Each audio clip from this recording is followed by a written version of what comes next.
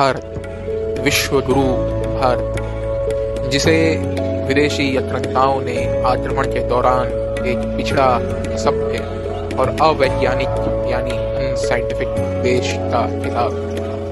पर क्या सचमुच भारत एक अनसाइंटिफिक अवैज्ञानिक देश था जिसको कभी उपाधि से नवाजा गया था विश्व गुरु के? आखिर क्यों, कैसे और क्या कारण थे जिससे उसे बीन बजाने वाले सपेरों का और सांपों का नाच दिखाने वाले व्यक्तियों का और मदारियों का देश का खिताब दिया गया? क्या सचमुच भारत के वेद और पुराण पिछड़े और केवल मनगढ़ंत कहानियां थी, या उनमें छुपा था ऐसा अलौकिक दिव्य वैज्ञानिक ज्ञान जिसके कारण न्यूटन ने लॉ ऑफ मोशन चुराए भारत से, सैरोगेसी का सिद्धांत जिसका वर्णन मिला ऋग्वेद में, माधवकर ने वेदों और पुराणों का अध्ययन कर उल्लेख किया हार्ट अटैक का, ऋग्वेद में मिले साक्ष्य स्पेसशिप के, वाटर साइकिल के और प्लैनेट्स यानी ग्रहों के एंगुलर वेलोसिटी के। सुश्रुत क्या थे, एक महान चिकित्सक या फिर केवल एक कल्पना? आखिर किसने सबसे पहले दिया था गुरुत्वाकर्षण यानी ग्रेविटी के सिद्धांत का वर्णन और उसकी परिभाषा? आखिर क्या है वेदों में और क्वांटम फिजिक्स में समानता? क्या है रहस्य वेदों का? क्या है वैज्ञानिक कारण जिसकी वजह से श्री गणेश को बोला जाता है बुद्धि का देवता? ऐसे ही अनेकों प्रश्नों के उत्तर आपको मिलेंगे इस पुस्तक में, जिसका नाम है वास्तविक आईना सनातन विज्ञान। ये पुस्तक अमेज़न पे 275 रुपए में आपके लिए उपलब्ध है। अपनी पुस्तक आज ही खरीदें और जाने रहस्य भारतीय विज्ञान और सनातन का।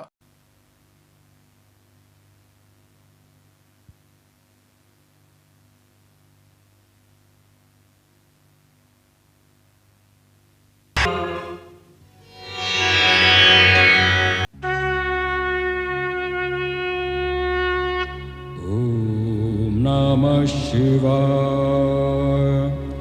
ओम नमः शिवाय, ओम नमः शिवाय, ओम नमः शिवाय, ओम नमः शिवाय, ओम नमः शिवाय, ओम नमः शिवाय, ओम नमः शिवाय, ओम नमः शिवाय, ओम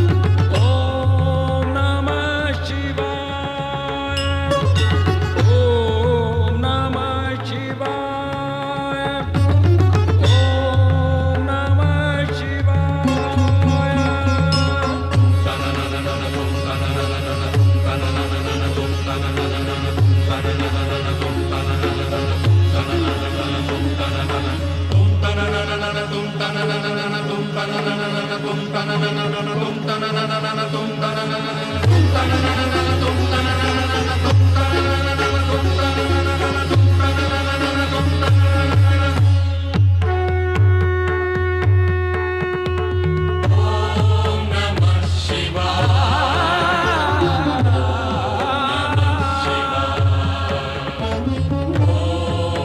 शिवाय,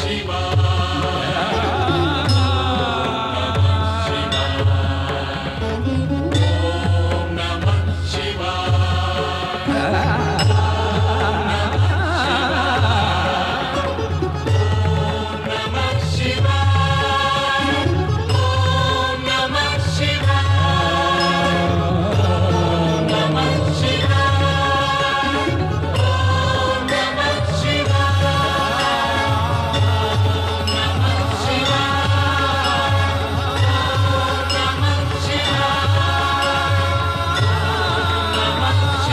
नमः शिवाय,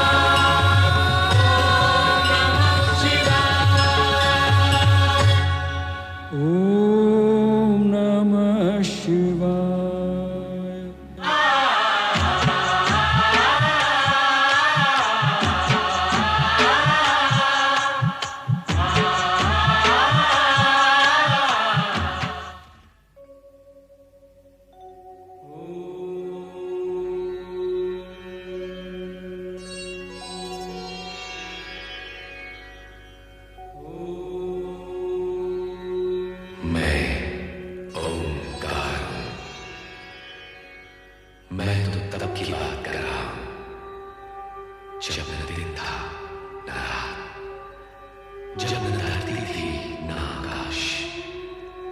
जब न सूर्य था न चंद्रमा, न ऊंचाई थी न नीचाई।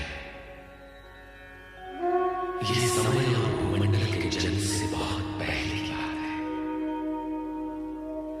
तब केवल एक शून्य था। प्रकाश और अंधकार दोनों ही एक क्षितिजों के साथ।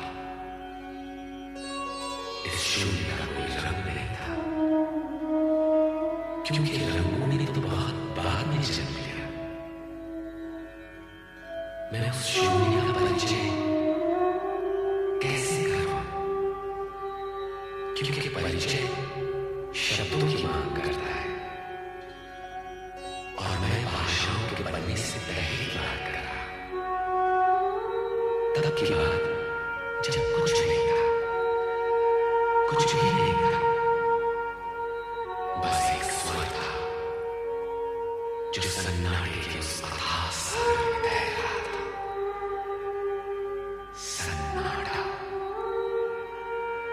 जिसका न कोई रंग न रूप, उसके विषय में सोचना ही संभव नहीं, क्योंकि सोच तो सीमित है, समय की दूरी से बनी हुई। ब्रह्मांड की सीमा रेखा के बाहर जा नहीं सकते। इसलिए हे मानव जाति, अपनी सोच की चौखट पर बैठकर और आंखें बंद करके देख, और मन के कान लगाकर सुन। मैं आदिनाथ हूं, आदिस्वर हूं, आदिअंत हूं। मैं सर्वशक्तिमान महेश्वर सदाशिव जी का प्रतीक हूं। महेश्वर शिव जी सृष्टि के नियामक हैं। आदि देवता सर्वशक्तिमान महेश्वर सदाशिव जी का सात्विक रूप, जो पंचानन है, उस स्वरूप का प्रत्यक्ष दर्शनार्थ का स्मरण करता।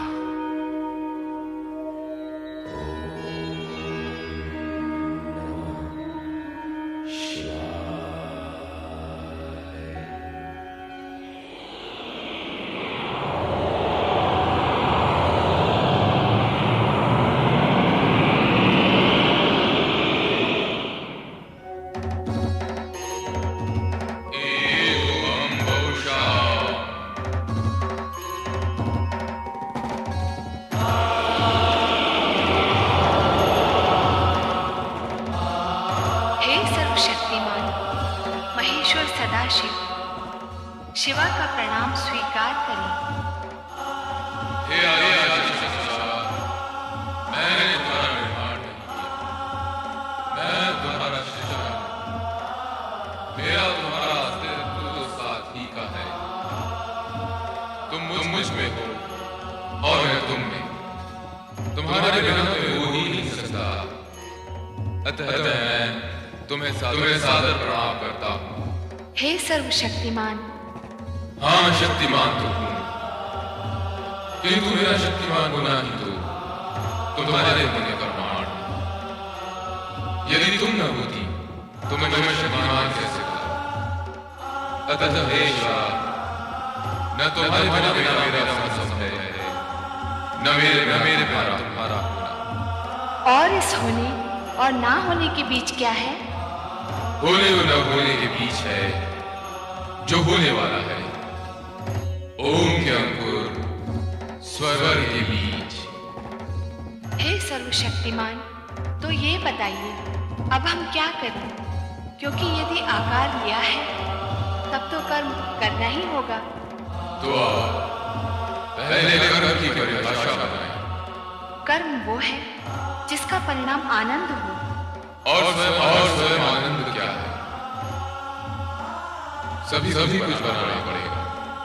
सुख, दुख, आनंद, प्रकाश, अंधकार, जीवन, मृत्यु। इस शून्य को करना पड़ेगा। तो आइए निर्माण कार्य आरंभ करें। आरंभ अर्थात ना होने से होने का अंकुर फूटना आरंभ है शक्तिमान। तो एक और शब्द बनाएं। आरंभ अकेला क्यों नहीं?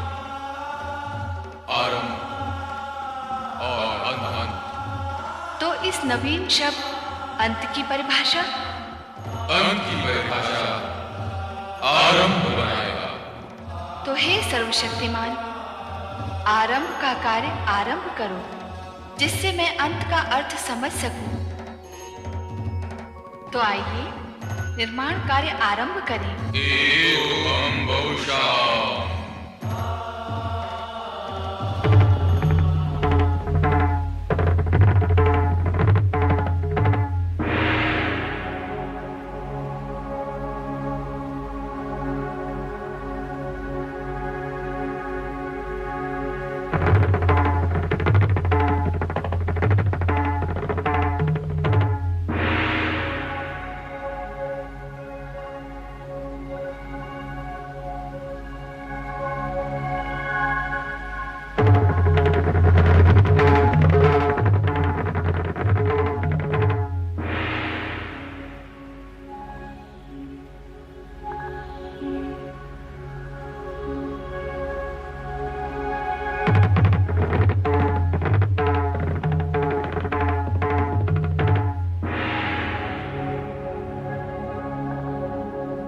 इस प्रकार संपूर्ण वातावरण में व्याप्त शून्यता को भरने के लिए देवादिदेव शिव और मां शिवा ने आकाश, वायु, अग्नि, जल, पृथ्वी एवं ग्रह नक्षत्रों की रचना की। तत्पश्चात स्वयं की रचाई गई आनंदपूर्ण इन रचनाओं के परमाणुओं में लय, ताल, स्पंदन और गति को संतुलित रखने तथा सृष्टि में कल्याणकारी तत्वों का समावेश करने के लिए प्रथम 6 रागों भैरव, श्री, बसंत, मेघ, मल्हार व नट नारायण का सृजन किया। इसके उपरांत शिव शंकर व मां शिवा ने आदि नृत्य आरंभ कर अपनी रचनाओं को गतिमान और शक्तिमान बनाया।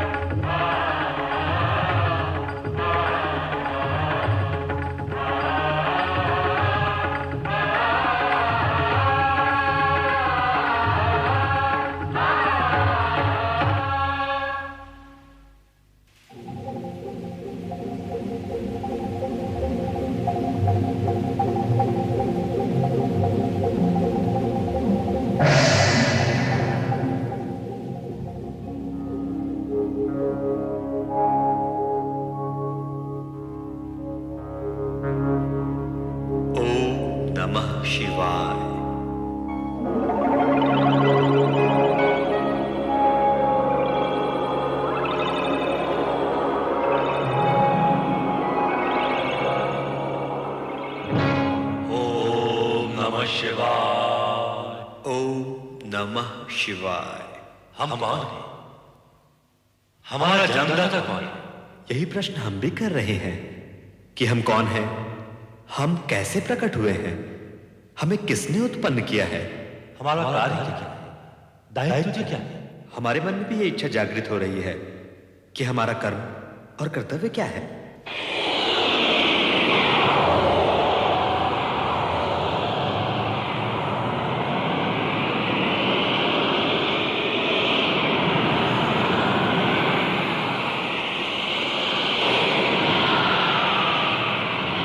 हे सर्वव्यापी चतुर्भुज श्री हरि विष्णु जी, कमल के आसन पर प्रकट होने वाले श्री ब्रह्मा जी, आप दोनों मुझ सदाशिव की सृष्टि कामना से उत्पन्न हुए हैं। मैं ही आपका जन्मदाता हूं। यदि अपने अन्य प्रश्नों के समाधान के इच्छुक हो तो इस ज्योति स्तंभ के आदि अंत का संधान कीजिए, मेरे स्वरूप में प्रवेश कीजिए, मेरे ओर छोर का पता लगाइए। आप सर्वशक्तिमान महेश्वर सदाशिव जी हैं।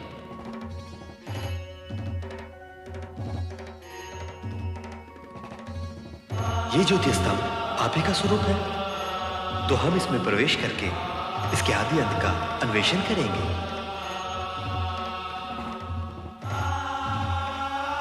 ओम नमः शिवाय।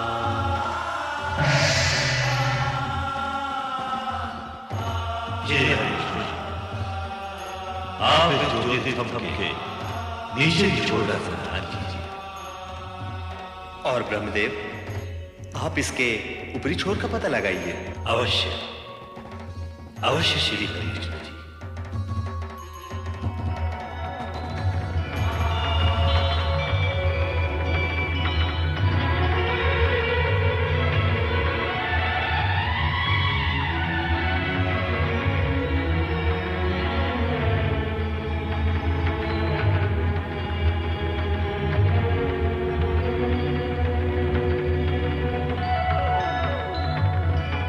सर्वशक्तिमान महेश्वर सदाशिव जी के ज्योति स्वरूप के आदि अंत का संधान करते हुए श्री ब्रह्मा जी और श्री हरि विष्णु जी की यात्रा निरंतर चलती रही। इस बीच समय का चक्र घूमता चला गया, कई युग बीत गए, परंतु श्री ब्रह्मा जी और श्री हरि विष्णु जी सर्वशक्तिमान महेश्वर सदाशिव जी के ज्योति स्तंभ के ओर छोर का पता नहीं लगा पाए। जल क्या, स्थल क्या, आकाश क्या, क्या क्या अंतरिक्ष, जहां भी देखो वही आदिदेव श्री सदाशिव की ज्योति स्वरूप से माया का विस्तार दिखाई देता है, जिसका ओर छोर पाना असंभव है, नितांत असंभव। अंत में दोनों अपने प्रस्थान बिंदु की ओर मुड़े और एक स्थान पर उनकी भेंट हुई। ब्रह्मा जी, ऐसा प्रतीत होता है कि सर्वशक्तिमान महेश्वर सदाशिव अनादि अनंत हैं। तब तो हमें संधान यात्रा छोड़कर सर्वशक्तिमान महेश्वर श्री सदाशिव से निरंतर करना होगा।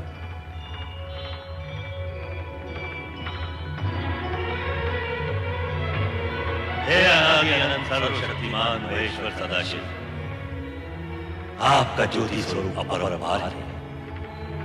हम आपके आदि अंत का पता लगाने असमर्थ हैं। हे ज्योति स्वरूप सर्वशक्तिमान महेश्वर सदाशिव जी, आप हमें अपने स्वरूप का ज्ञान कराइए।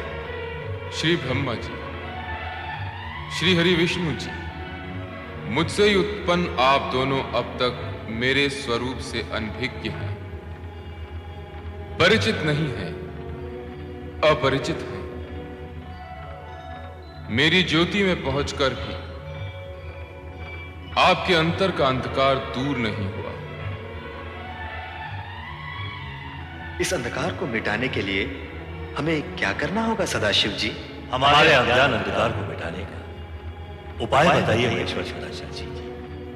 मेरे स्वरूप का दर्शन पाने के लिए अखंड रूप से मेरा ध्यान करते हुए आप दोनों तप कीजिए। तप ही समस्त कार्यों का साधन है। जो आज्ञा। हे सर्वशक्तिमान महेश्वर सदाशिव जी, अब हम तप करके ही आपको प्राप्त करेंगे। अवश्य महेश्वर सदाशिव जी, हम यही करेंगे। तप करने से आपकी दृष्टि निर्मल होगी और तब मैं साक्षात प्रकट होकर आपका मार्गदर्शन करूंगा। अब आप दोनों तप में लीन हों।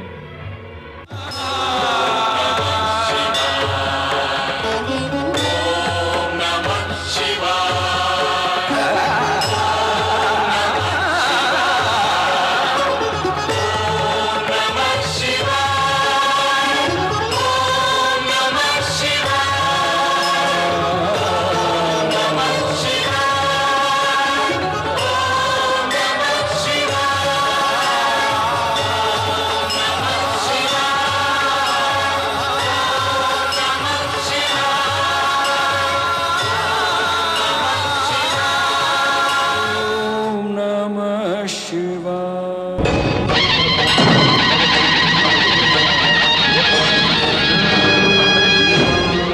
भारत, विश्वगुरु भारत, जिसे विदेशी आक्रमणकारों ने आक्रमण के दौरान एक पिछड़ा, सभ्य और अवैज्ञानिक यानी साइंटिफिक देश का खिताब।